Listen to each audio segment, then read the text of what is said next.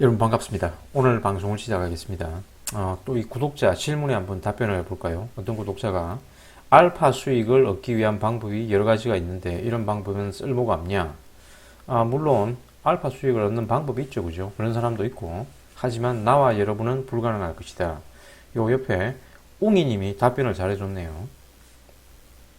자, 그래서 훌륭한 답변을 해줬다. 하지만 추가적으로 한번 답변을 해보면 이론과 실천의 괴리 때문이죠, 그죠? 이론을 안다는 거하고 그것을 실천하는 거는 전혀 별개의 문제라고 그랬죠. 자, 그래서 알파 수익 추구 액티브 포트폴리오입니다, 그죠? 인덱스를 이기는 알파 수익이 과연 가능하냐? 자, 이 존 보글 커먼센스 인베스팅에 보면 50년 투자했을 때 2%의 투자자만이 100명 중에 2명만이 인덱스를 이긴다고 그랬죠. 자, 이걸 명심하셔야 됩니다. 이 족보라고 했잖아요, 족보. 뭐 1년에는 한 100명 중에 29명이 이길 수 있지만 세월이 점점점 장기간이 될수록 결국 소수의 천재적이고 운 좋은 투자자만이 인덱스 펀드를 이길 수 있는 알파 수익을 누릴 수 있다. 자, 어느 분야든 저런 운 좋고 능력 있는 사람은 존재하기 마련이죠, 그죠? 그런데 이제 현실은 50년 이상 투자한 사람 중에 S&P 500 인덱스를 이긴 사람은 워렌 버핏밖에 없어요. 워렌 버핏밖에 없습니다. 워렌 버핏의 50년 연평균 수익률이 약 20%인데 사실 이것도 평균의 함정이 있죠. 사실 젊은 시절에 이 버핏 투자조합을 운영할 때 그때는 이 시장에 멍청이들이 넘쳐났잖아요, 그죠?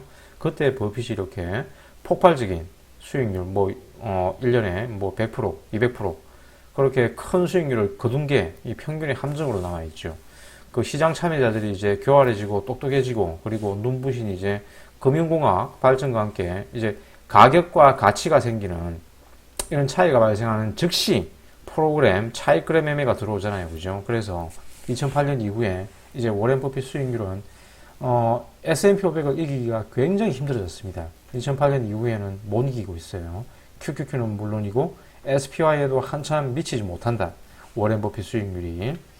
그래서 2007년에 버핏이 헤지펀드 그 프로테제 헤지펀드하고 10년 동안 투자 수익률 내기를 했잖아요. 그죠? 그래, 워렌 버핏 같은 경우에는 그냥, 뱅가드 인덱스 펀드에 그냥 묻어뒀죠.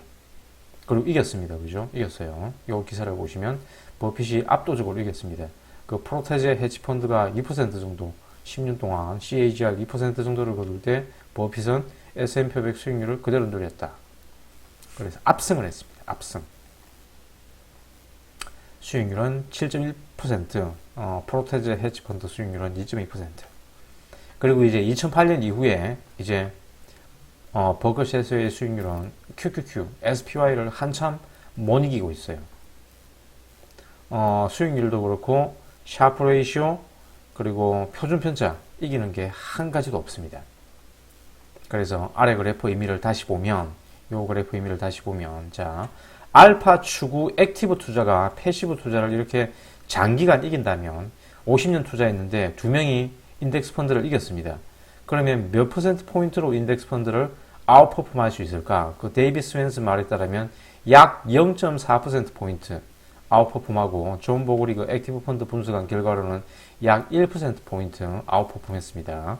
그래서 S&P 500이 연평균 수익률 10%를 거뒀다고 하면 알파 수익을 추구한다 그래도 0.4%, 약 10.4% 정도 수익률을 거둔다 이거예요. 물론 그렇게 작은 수익률이지만 또 이런 알파 수익 추구자들은 그에게 레버리지를 동원하죠, 그죠? 그래서 단기간 그에게 레버리지를 동원하거나 혹은 이렇게 0.4%포인트라도 10년, 50년 이렇게 꾸준히 알파 수익이 쌓인다면 버핏과 같은 조만장자가 되겠죠. 조만장자가. 그런데 이제 이것은 아주 그 긍정적인 상황이고 반대로 깨질 때는 이 98% 이상의 사람들은 깨졌다는 얘기잖아요. 그죠? 인덱스 펀드를 이기지 못하고 깨졌다는 얘기입니다. 깨질 때는 어떻게 깨질까? 그 결과가 아래 그래프죠. 평균적인 개인들의 연평균 수익률입니다. 1.9%. 이건 또 평균이 그렇다는 것이고 정규 분포에 요렇게 있을 때 평균이 1.9%라는 얘기고 요 좌측에 있는 사람들은 손실 내지 파산이었겠죠. 파산. 그래서 매년 연속으로 S&P 500을 이기는 경우는 굉장히 드문 경우죠. 그죠? 15년 연속으로 S&P 500을 이길 확률은 32만 분의 1%라고 그랬죠. 32만 분의 1이다. 그래서 버크셔 해스웨이하고 S&P 500 요 기간 동안 25년 기간 동안의 대결을 보면 일단 연평균 수익률로는 버핏이 이겼습니다. 버크셔 해스웨이가 이겼어요. 2%포인트 정도 아웃퍼폼 했죠. 그죠? 그러면 25년 동안 이 버핏은 S&P에 몇 번이나 이겼을까? 자, 요 도표를 보시면, 그래프를 보면 25년 기간 동안 총 15회 우승을 하고 S&P에 이겼어요. 연속 3회, 연속 우승은 3회, 3년 연속으로 이겼습니다. 15년 이상 이기기가 버핏이라도 저렇게 굉장히 힘들다 그 얘기입니다. 그리고 3년 연속 패배도 3회 했네요. 연속 패배도 3회 했습니다. 투자 기간의 60%의 기간 동안 S&P 500을 이긴 것은 대단한 성과죠. 그죠? 그래서 버핏이 그렇게 추앙받고 있는 것 아닙니까? 그죠? 그런데 이길 때 말고 저렇게 연속 3회 패배하는 요 기간 동안 2003년에서 2005년 저 기간 동안을 일반 개인이 워렌 버핏의 지도를 받아가지고 이거 사시오 저거 사시오 리딩을 받아가지고 지도를 받아서 알파를 추구하며 액티브 포트폴리오를 유지하는 것이 과연 쉬울까요? 유지할 수 있을까요? 요 기간 3년 동안에 1만 달러를 투자했다면 S&P 500하고 비교해 봤을 때 버핏의 포트폴리오는 1만 달러가 12,000달러가 됐고 S&P 500은 14,000달러가 됐습니다. 그래서 3년이라는 시간이 짧은 시간이면 짧은 시기겠지만 개인 투자자에게는 짧은 시간이 아니에요. 그 포트폴리오 평균 유지 기간이 10개월 정도라고 했잖아요. 그죠? 심지어 9개월 정도만 횡보해도 개인들의 포트폴리오 회전율이 400%에 이른다고 했잖아요. 그죠? 그래서 3년 동안 저렇게 알파 수익을 확실히 누릴 수 있는 투자 방식이라도 3년 동안 인덱스를 연속적으로 이기지 못할 경우 버틸 수 있는 개인 투자자는 아마 아무도 없을 것이다. 자, 그러면 이제 의미 있는 부의 축적을 이룰 수 있는 알파 수익이란 과연 무엇일까? 그것은 이제 자기의 전체 자산 절반 이상을 저런 고위험 투자, 알파 수익 투자에 올인할 수 있어야 되겠죠. 그죠? 전체 자산의 절반 이상을 저렇게 고위험 투자에 올인할 수 있는 경우를 진정한 알파 추구형 투자라고 저는 생각합니다. 그래서 이 얘기의 자세한 내용은 일단 저 밑에 실제 사례를 한번 들어볼게요. 자, 예를 들어 이제 1억의 전체 금융자산이 있는데, 자, 여러분한테는 굉장히 생명과도 같은 돈입니다. 이 1억 전부를 저런 고위험 알파 수익 투자하는 방식에 다 넣을 수 있을까요? 없겠죠, 그죠? 여러분이 뭐 10년 벌어서 1억을 모았는데, 이걸 한 방에 저런 계작주, 개별 주식, 레버리지, 저런 데 다 투자할 수 있을까요? 일단 뭐, 존 버글이 추천하는 5% 정도만 이렇게 알파 수익을 추구하는 포트폴리오를 운용한다고 할 때, 그것이 여러분의 그 장기 부의 축적에 도움이 될까? 자, 고위험 투자에 자신의 전체 금융자산을 이렇게 몰빵하는 그런 강심장 투자자는 없을 테니, 5% 정도만 알파 수익 추구로 투자한다고 한번 가정을 해봅시다. 자, 그러면 이제 극단적으로 이 투자자한테 유리한 사정을 가정하여 저 상위 2%, 50년 동안 살아남은 2%의 운 좋고 뛰어난 투자자가 되어 500만 원으로는 알파 수익 추구하고 나머지 9,500만 원으로는 인덱스 투자를 한다고 할 때, 자, 알파 수익 추구는 인센티브를 0.5% 주겠습니다. 그래서 10.5%, CAGR 10.5%라 그러고, 인덱스 투자자는 이제 10%, 그리고 A 더하기 B 전체 자산입니다. 그래서 10년 투자하면 500만 원이 1,300만 원이 되었고, 30년 투자하면 500만 원이 9,900만 원이 되었어요. 50년 투자하면 7억 3,600만 원이 됐습니다. 이게 여러분의 그 전체 자산 부의 축적에, 부의 형성에 큰 도움이 될까요? 자, 그리고 9,500만 원으로는 인덱스 투자를 했어요. 자, 9,500만 원으로 인덱스 투자를 했는데, 자, 9,500만 원으로 10년에 2억 4,600만 원이 됐고, 30년에 16억이 됐고, 50년에는 111억 5,200만 원이 됐습니다. 그래서, 자, 알파 추구에 성공했을 때, 가장 좋은 결과를 가정했을 때 결과가 이렇습니다. 그런데 그냥 100% 인덱스 투자를 했다면, 이렇게 됐어요. 자산 차이가 10년이면 60만 원 정도 차이가 나고, 30년이면 1,200만 원 정도 차이가 나고, 50년이면 1억 4,900만 원 정도 차이가 납니다. 이게 금액으로 보면 보잘것없죠, 그죠? 저렇게 열심히 알파 수익을 추구하려면 노력을 얼마나 많이 해야 되겠습니까, 그죠? 트레이딩 열심히 해야 되고, 매번 종목 분석해야 되고 경기 상황 지켜봐야 되고 매크로 경제 공부해야 되고 할 게 얼마나 많습니까? 하지만 그 노력에 비해서 성과는 보잘 것 없다.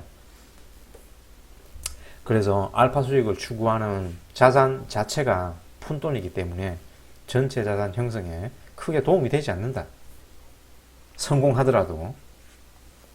그러면 이제 이 상황은 가장 유리한 상황, 거의 뭐 불가능한 상황이죠. 그죠? 내가 저 2%가 어떻게 될 수 있겠습니까? 오렌 버핏이 아닌데. 거의 불가능한 상황을 가정했을 때 결과고, 그러면 이제 반대로 이 상황을 거꾸로 한번 최악의 상황을 최악이 아니죠. 일반적인 상황입니다. 그냥 평범한 상황이에요. 자, 존 보글의 저 도표 몬테카를로 시뮬레이션대로 반대로 이제 5%의 자산으로는 인덱스 투자를 하고, 자, 95%의 자산으로는 알파 수익, 고위험 투자를 하는 거예요. 자, 그래서 이 평범한 경우입니다. 그죠? 장기 투자 시 알파 수익 추구하다가는 필망하잖아요. 그죠? 이 실패하는 경우를 가정해 보겠습니다. 자, 500만원 인덱스 투자 CAGR은 10%. 자, 9,500만원 알파 추구형 투자는, 자, 인덱스에 못 이길 경우 처참하게 깨진다 그러죠. 평균 수익률이 1.9%밖에 안 돼요. 하지만 후하게 2배로 쳐줘서 알파 추구형 투자 수익률은 4%로 산정해 주겠습니다. 후하게 쳐준 거예요. 자, 그래서 이렇게 시뮬레이션을 해보면, 자, 100% 인덱스 투자하고 비교해 볼 때, 저 알파 투자는 손실입니다. 손실이에요. 인덱스 투자에 비해서 마이너스, 자, 10년 투자했을 때 마이너스 9,100만원 차이가 납니다. 30년 투자하면 12억 덜 벌게 되고, 50년 투자하면 100억 덜 벌게 됩니다. 인덱스 투자가 요만큼 더 번다 이거예요. 결과가 처참하죠. 자, 그러면 이제 알파 추구형 투자가 성공하더라도 자산 형성에 큰 도움이 안 되는 이 홍아무개 씨 실제 사례를 한번 살펴보겠습니다. 자, 아래 사례는 실제 사례입니다. 그런데 제 얘기는 아니에요. 믿거나 말거나 합니다. 자, 다음은 어떤 알고리즘 트레이딩 플랫폼을 제공해주는 어떤 훌륭한 사이트입니다. 아주 좋은 사이트예요. 저도 예전에는 많이 이용했습니다. 여기서 이 홍아무개가, 자, 홍아무개가 직접 만든 투자 전략입니다. 자, CAGR이 56%네요. 요 13년 기간 동안 이 백테스팅 수익률입니다. 알고리즘 트레이딩 하는 홍아무개는 이런 로직을 만들었습니다. 매수 조건 A, B, 매도 조건 C, D 라는 로직을 통해서 요 투자 전략을 만들고 백테스팅을 해보니까 요런 결과가 나왔더라. 200만원이 13년 동안 8억 6천만원이 됐더라. 자, 13년 누적 수익률은 43,000%, CAGR, MDD 이렇고, 자, 아무개가 저 전략을 50년 실행한다면 S&P 500을 떡실신시키는 것은 물론이고 버핏까지 이길 수 있습니다. 그죠? 자, 아무개는 이 전략을 이제 어떤 증권사 오픈 API를 통해 가지고 실제 시스템 트레이딩을 했어요. 그런데 그 전략을 지금도 실행하고 있을까요? 그리고 연평균 수익률 56%를 실제로 거뒀을까요? 인내심을 가지고 실천한다면 10년, 30년, 50년 저 전략을 실천할 수 있을까요? 옛날에 조엘 그린 블라트 그 마법 공식을 이제 그냥 플랫폼에 그대로 맡겨두는 경우하고 직접 운용하는 투자자들의 성과를 예전에 언급한 적이 있죠. 여기 들어가셔가지고 한번 검색해 보세요. 결과가 어땠는지. 그리고 요 결론도 홍아무개가 과연 저 전략을 지금도 실행하고 있을지 그 결론을 여러분 스스로 한번 판단해 보세요. 자, 계속해서 이제 다음은 해외 선물 투자는 박아무개의 사례입니다. 역시 실제 사례입니다. 실제 사례. 믿거나 말거나. 제 얘기는 아닙니다. 자, 박아무개가 최근 1년, 올해 지금 1월부터 4월까지 나스닥 선물 트레이딩 성률이 76%입니다. 자, 100번 매매 중 76번 수익을 실현했다는 얘기예요. 그런데 이 76번 수익 실현을 할 때, 자, 수익 실현은 100달러, 200달러 찔끔찔끔 이렇게 실현했어요. 그런데 24% 기간 동안 손실 볼 때는 1,000달러, 2,000달러 손실 봤습니다. 자, 이 성률이 의미가 있을까요? 성률 76%가 의미가 있을까요? 오히려 이렇게 찔끔 수익 실현하고 손실 볼 때는 왕창 깨졌으면 1만 달러로 트레이딩을 했다면 마진콜 당해가지고 지금 24,000달러 손실 받을 거예요. 그리고 어떤 애는 그의 수익률을 한 달 만에 260%를 달성한 적도 있습니다. 하지만 이제 무서운 이 고변동성 때문에 나스닥 레버리지 효과는 17배라고 그랬잖아요. 17배. 고작 이제 마이크로 미니 나스닥 한 계약에서 5계약만 이렇게 찔끔찔끔 진입을 한 거예요. 그러면 1만 달러 기초자산으로 회전율 5000%를 기록하며, 자, 1일 거래 횟수가 많을 때는 30회가 넘은 적도 있습니다. 1일 거래 횟수가 30회가 넘은 적도 있다. 당시 이제 거래 수수료는 2.5달러였거든요. 그래서 진입청산 왕복 5달러입니다. 30회 1일 수수료만 150달러입니다. 그래서 이 박아무개가 많이 트레이딩을 하던 달은 수수료만 1,500달러가 넘은 달도 있었다. 그래서 한 달 만에 26,000달러를 중노동 트레이딩으로 벌었지만, 그게 한 3천만 원 정도가 박아무개 자산 형성에 30년, 50년 자산 형성에 큰 도움이 될까요? 그리고 요걸 계속 유지할 수 있을까요? 저 회전율 5000% 중노동 트레이딩을 10년, 50년 지속할 수 있겠습니까? 그 어느 해외 선물 트레이딩 단톡방에서 어떤 회원이 있었는데, 이 사람은 분기별로 병원에 링거 주사 맞으러 입원도 합니다. 그래서 박아무개가 저런 고변동성 트레이딩 중노동을 저렇게 오랫동안 지속할 수 있을지 역시 여러분 스스로 판단해 보시길 바랍니다. 그러면 그 알파 수익이 나와 여러분에게 어떤 의미를 가지는지 또 아마 여러분 스스로 깨달을 수 있을 것입니다. 이상 오늘 방송을 마치겠습니다. 시청해 주셔서 감사합니다.